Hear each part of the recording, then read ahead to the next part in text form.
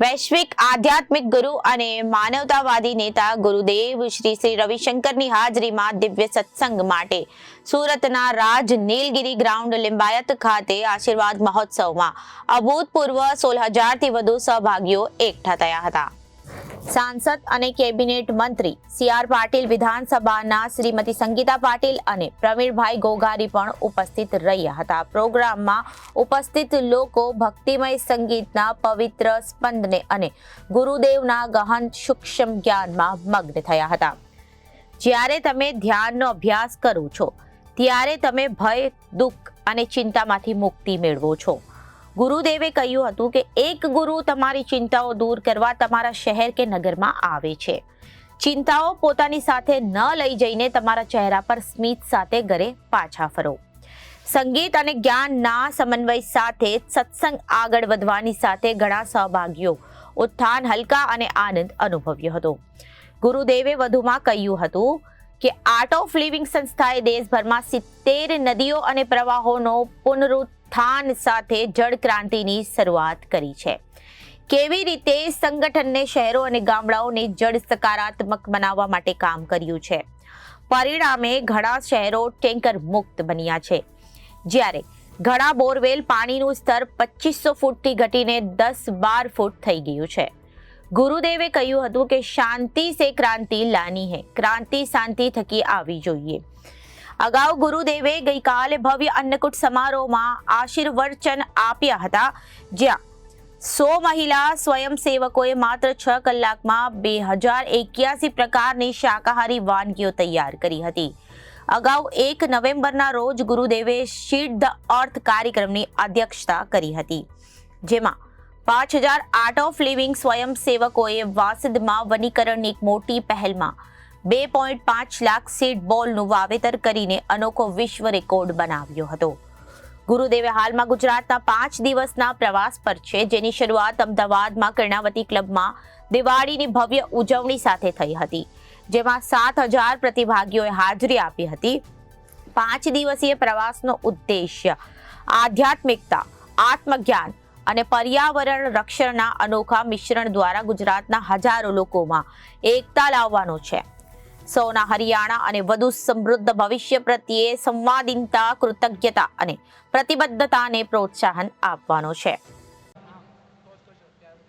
और जहाँ भी आवश्यकता होती है उस क्षेत्र को चुनकर वहाँ पर काम करना ये उनका स्वभाव भी है। हमको पता है कि दिल्ली में जब यमुना नदी के तट पर जब उन्होंने कार्यक्रम किया था और कार्यक्रम के बाद भी यमुना नदी को कोई नुकसान न हो उसकी जिस तरह से उन्होंने चिंता की थी वो भी पूरा देश भली भांति जानता है। मैंने आज पूज्य श्री श्री रविशंकर जी महाराज को विनती की है कि माननीय प्रधानमंत्री श्री नरेंद्र मोदी साहब ने मार्च 2021 में कैच द रेन का प्रोग्राम लॉन्च किया था। हर गांव का पानी गांव में, हर खेत का पानी खेत में, और कैच द रेन के जरिए गांव से बहकर निकलने वाला पानी या खेत से निकलने वाला पानी जमीन में उतारना चाहिए, जल संचय करना चाहिए, क्योंकि गांव में भी नियमानुसार एक व्यक्ति के लिए 55 लीटर पानी दिया जाता है। एक घर में करीब 4 लोग होते हैं तो भी 200-250 लीटर या 300 लीटर पानी उसको दिया जाता है। साल भर में वो 1,00,000-1.25 लाख लीटर पानी यूज़ तो कर लेता है, मगर पानी डिपॉजिट नहीं करता। इस तरह से तो कुबेर का भंडार भी खाली हो जाता है और इसके लिए पानी का संचय करना चाहिए। ये बात माननीय प्रधानमंत्री जी मोदी साहब ने कही थी और उनका आग्रह था कि हर काम सरकार क्यों करे, हर काम की अपेक्षा सरकार से क्यों करे, हम सबको मिलकर ये काम करना चाहिए। इसीलिए उन्होंने कहा था कि जल संचय जन भागीदारी के साथ जन आंदोलन में परिवर्तित होना चाहिए। सूरत शहर और गुजरात मॉडल उसके ऊपर काम किया और सूरत में रहने वाले राजस्थान के व्यापारी बंधुओं ने राजस्थान के 40,000 गाँव में हर गाँव में 4 रेन वाटर हार्वेस्टिंग का बोर करते हुए 1,60,000 बोर करने का निर्णय किया। मध्य प्रदेश में भी 14-15 हज़ार बोर करने का निर्णय किया 3400 गांव में, और बिहार में 5 जिले के सभी गांव में ये 4 बोर करने का उन्होंने निर्णय किया है। अभी उसमें भी लोग जुड़ रहे हैं। रोटरी ने भी हमें हर स्टेट में 1,000 बोर करने के लिए कहा। बॉम्बे से महावीर प्रसाद जी शारदा, उन्होंने 5,000 रेन वाटर हार्वेस्टिंग बोर करने के लिए हमें प्रॉमिस किया है। लोग जुड़ते जा रहे हैं। क्रेडाई ने भी सूरत में 900 लोगों ने चार्ज के हिसाब से बोर करने के लिए प्रॉमिस किया है, और पूरे गुजरात में भी आगे बढ़ रहा है। गुजरात का ये मॉडल पूरे ले जाकर जल संचय करने की हमारी मोदी साहब की जो प्रेरणा है, जो उनका लक्ष्य है, उसको हम पूरा करना चाहते हैं। इतना बड़ा लक्ष्य सरकार अकेला नहीं कर पाएंगी, उसके लिए सबका सहयोग चाहिए।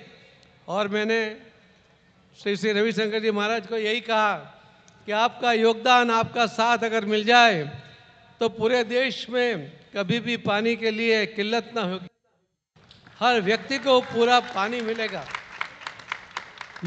वाजपेयी जी ने सूरत में ही कहा था कि तीसरा विश्व युद्ध होगा वो पानी के लिए होगा।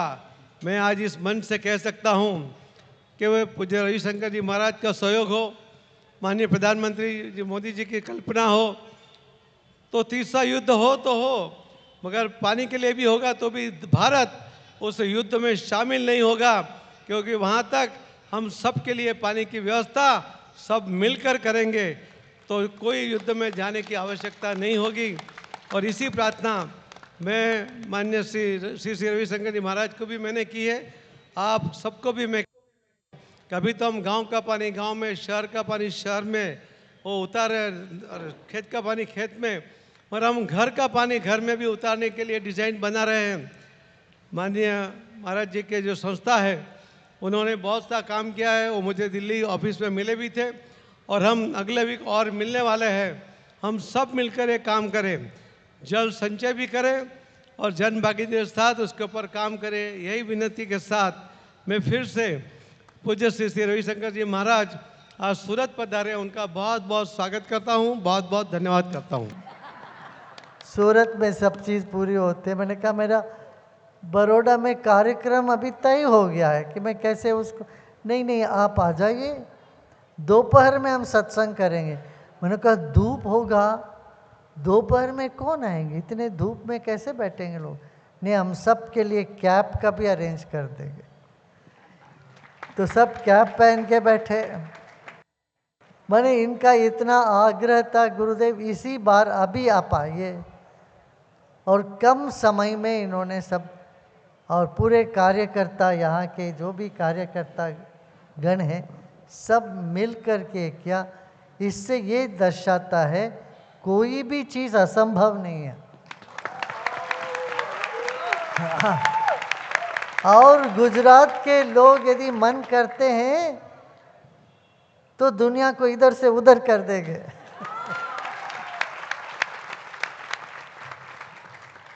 आखू देश में गुजराती राज्य करू छे,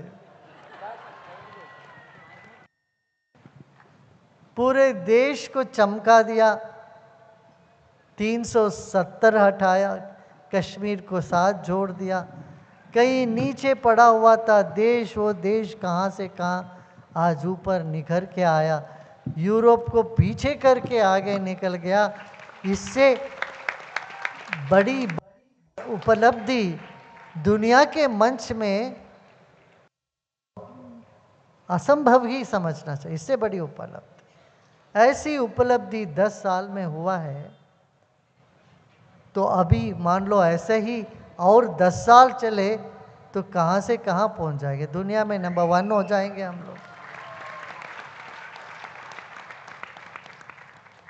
इस बात पर हमें ध्यान देना चाहिए। देखिए, हम तो किसी पार्टी वार्टी के नहीं हैं, हम सबके लिए हैं। कोई किसी भी पार्टी के हों, सब हमारे हैं, अपने हैं। मगर मैं देश की जब प्रगति की बात करता हूँ तब ये सोचता हूँ जो देश को प्रगति के पथ पर ले जाते हैं उनके साथ होना सबके लिए आवश्यक है।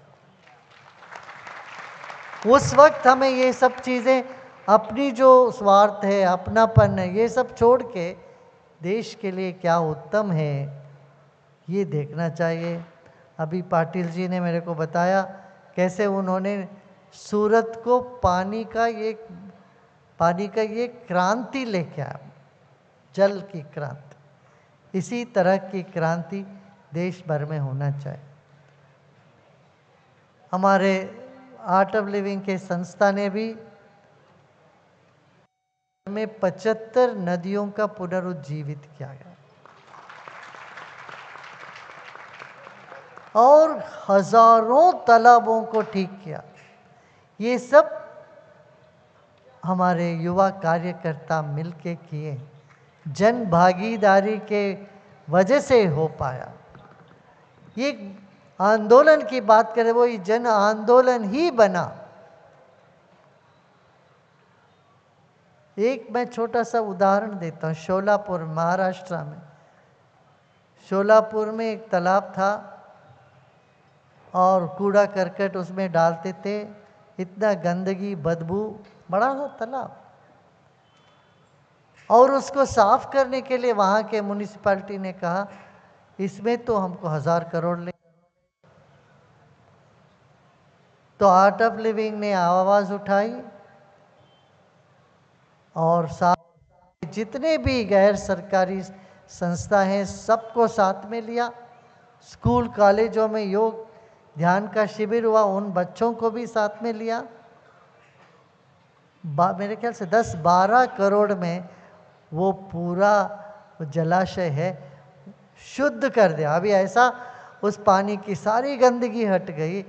अब वहाँ लोग डुबकी लगा सकते थे, तैर सकते हैं, स्नान कर सकते हैं। ऐसे उस तालाब को कराया। ऐसे ही लातूर, आपने सुना होगा, लातूर जिला है महाराष्ट्र में, वहाँ हर साल टैंकर में पानी आता था। गर्मियों में पीने के लिए पानी नहीं होती थी, फसल का तो छोड़ ही दो, हजारों लोग आत्महत्या करते थे किसान। क्यों? बीज बोते थे, पानी नहीं है, क्या करेंगे, कर्जे में डूबते थे। और पानी तो टैंकर में आती थी, रेलवे कोचेस में आती थी, टैंक्स में। अब जब से वहाँ पर काम शुरू हुआ पानी का, वहाँ का नदियों को ठीक करने लगे, अब किसान 3 गुना ज़्यादा फसल ले रहे हैं। अभी 5 साल मेरे ख्याल से ना प्रसन्न जी, 5-6 साल से कोई पानी की टंकर नहीं आती है, वहाँ खूब पानी है। ऐसे कर्नाटक में है, तमिलनाडु में, गुजरात में भी पता नहीं कहीं किया है पानी का काम, इधर थोड़ा सा इधर किया होगा। तो जहाँ जहाँ हम लोग पानी का काम, यूपी में किया है, रामपुर में, जहाँ जहाँ पानी का काम करते थे वहाँ ज़मीन का पानी, जो बोरवेल भी लगाते तो 1000, 2000, 2500 फीट नीचे चला जाता था पानी नहीं मिलती। अब वो पानी वापस वो उठ के 10-12 फुट में पानी आने लगे। 12 से 25 फुट के अंदर सबको पानी मिलने लगे। लोग बड़े खुश होते रहे।